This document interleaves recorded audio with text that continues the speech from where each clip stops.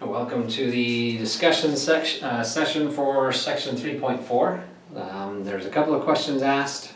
Some of them are very similar, so I'll do a couple of them and leave a few of them up to you. But let's start here on number 10. So this is 3.4, number 10. And we are asked to find the real zeros and then graph. So I have a function, the polynomial is x to the fourth minus 5x to the third and plus 6x squared plus 4x minus 8. Alright. So it's a fourth degree polynomial. I'm looking for 4 zeros, right? Potentially 4 real zeros. We might end up with complex zeros, but that's in the next section, so we don't have to worry about it just yet. So we should expect to get 4 real zeros out of this, and those zeros should be able to form factors of 8 divided by potential factors of 1, which is nice because that really just gives us 1, 2, 4, and 8, positive or negative, right? So there's really 8 numbers that I'm going to try here. If it's not those, then I have irrational or complex zeros. Right? So I'm just going to dive in and start doing some synthetic division. So I would have 1, negative 5, 6, 4, negative 8. And I just start small, right? Start here at 1. This 1 drops down. 1 times 1 is 1, so that's 1. Negative 5 and 1 is negative 4. Times 1 is negative 4. That gives me a 2. Times 1 is still 2. That gives me a 6. Times 1 is 6. And I don't get a 0 here, right? If I don't get a 0 there, this is not a 0. It doesn't work. Move on. Since I just tried 1, I'm going to do it again with a negative 1, right? I'm going to stick with my small numbers, and if I get lucky, and I usually do, sorry, just realized how that sounded, but usually small numbers will help you out pretty quick, right? So I'm going to start with negative 1, this 1 drops down, that's a 1, times negative 1 is negative 1, that gives me a negative 6, times my negative 1 is a positive 6. That gives me a 12, times negative 1 is negative 12, that gives me negative 8, times the negative 1 is 8, and that gives me 0, right? That's what I want. Since negative 1 divided out, that means x minus 1 is a factor, or x minus 1 is 0, or I have a 0 at 1, right? Just because it worked once doesn't mean it won't work a second time, so I'm going to get rid of that 0 right there and just do another synthetic division on what I have left. So try negative 1 again, right? It might work twice. 1 drops down, times negative 1 is negative 1, that gives me negative 7, times negative 1 is 7, that gives me 19, times negative 1 is negative 19, and nope, not going to work out for us again. So I'm going to move on. I'm going to go to 2. Erase the work here where it didn't work out for me. And pop into 2. Again, that 1 drops down, times 2 is 2. That gives me negative 4, times 2 is negative 8. That gives me a 4. Times that negative 2 gives me, times 2 gives me 8. Right? And that gives me a 0. Well, that means x plus 2 is a 0. Or I have a 0 at negative 2. Right?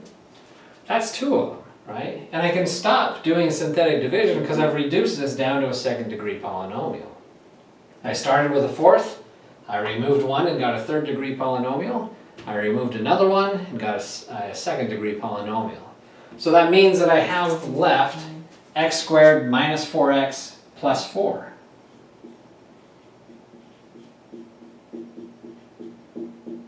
And I'm really interested in where that equals 0, but I know that this thing is equal to x minus 2 times x minus 2,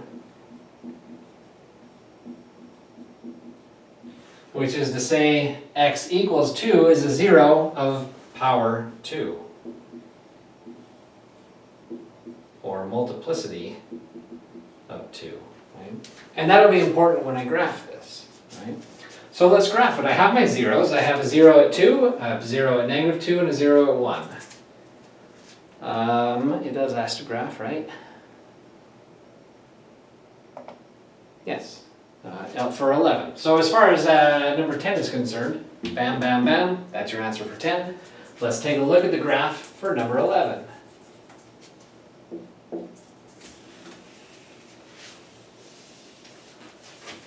So I'm going to write this. I have zeros.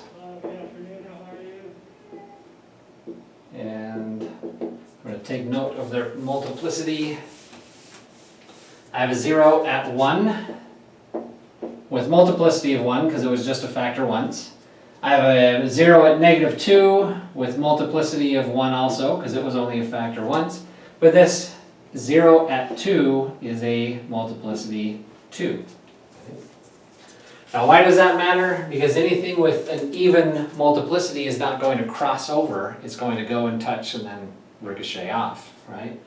Anything with multiplicity that's odd, 1, 3, 5, 7, 9, is going to go through, right? So I already know a lot about this graph. I have a 0 at 1, so that means I come down and touch at 1. I have a 0 at negative 2, so at negative 2 I come down and touch. Right? I have a 0 at positive 2. So I come down, right? So I have these 3 zeros. Right? The initial function was x to the 4th plus blah blah blah. Because it's an x to the 4th and it's a positive, I should know that an x to the 4th end behavior is to go up as x goes negative and to go up as x goes positive, right? So I know my end behavior is over here and over here, right? It's going to go up in both directions, right?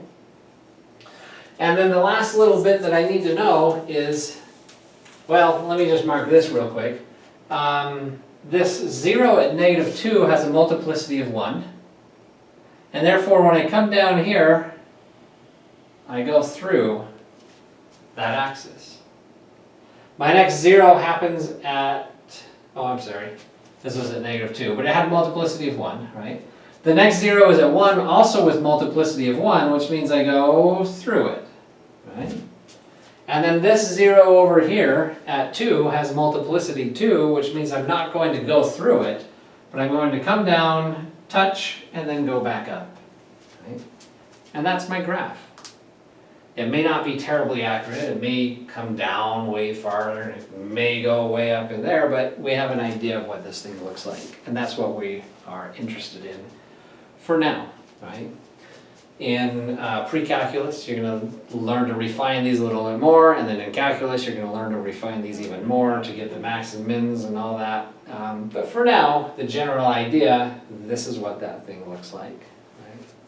So go down, scroll down, pick a graph that looks more or less like this. That's your guy. All right. Let's look at number 13. Well, really 12 and 13 together, right? And actually 12 and 13 are the same as this, so I'm going to leave that to you. There's a 5th degree polynomial, so it's just a little bit, is one step more than this. I'll leave that one to you, because it's the same process. So work through 13 and 14. If you need to rewatch this to go through and step by step it, do that, but I will leave those to you. Let's take a look at, let's look at 16.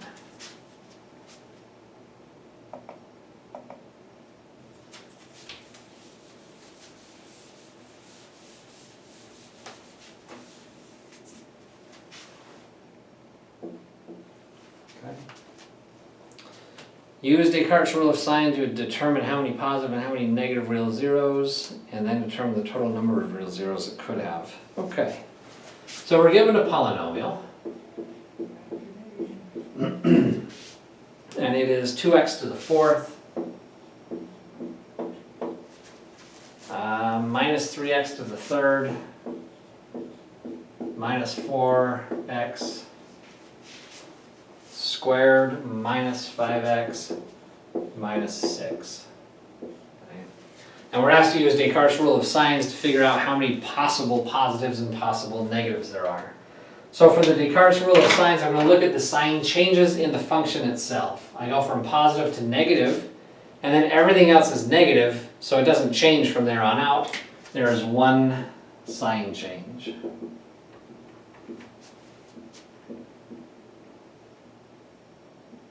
Of p of x. So that tells me that there is one positive 0. Right? And that's a guarantee. There we go. All right. That's a guarantee because you would reduce this by 2 for any potentials, but I can't reduce 1 by 2, so I'm guaranteed a positive 0. It has to be, right? For the negative zeros, I'm going to look at p of negative x.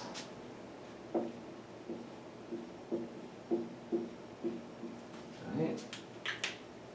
P of negative x is simply plugging in negatives for all of my x's. So that is to say I have 2 times negative x to the fourth, minus 3 times negative x to the third, minus 4 times negative x squared, minus 5 times negative x, minus 6. And then I just clean this up with the powers. Negative raised to the fourth will get rid of the negative, and so this is still 2x to the fourth. Negative to the third is still negative, times that negative goes positive, so plus 3x to the third.